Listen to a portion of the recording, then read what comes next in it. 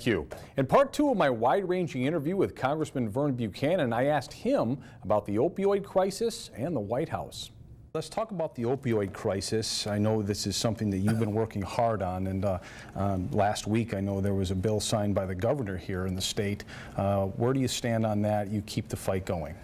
Well, it was probably 3 or 4 years ago. I had 3 or 4 mothers coming in where they lost their kids to the opioid crisis. The pill mills, we had 1,300 of them. We've closed a lot. Now it's moved from that to cheap heroin coming out of Mexico, $20 a bag.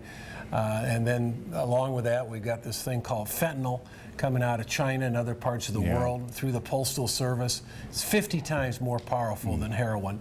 And I met a mother the other day. She's got 4 kids. She actually homeschools her kids, and 2 of them are hooked up on some of the painkillers still today. And now they're going through rehab.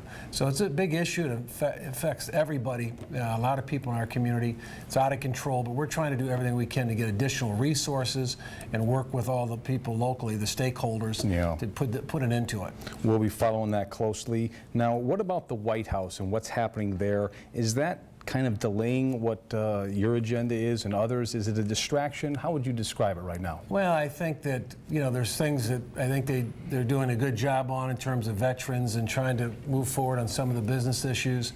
And then there's things that I don't care for personally in terms of some of the offshore drilling, the Paris Accords. I'm against that.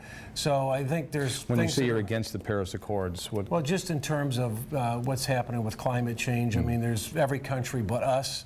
I just try to encourage the president. I think we need to be a part of that leadership, and I've been pretty strong about it. Right. I know you have a lot of environmental issues here in Florida that you've pushed for. In part 3 tomorrow, the congressman talks about his instant polls and what he's learning from people inside the district.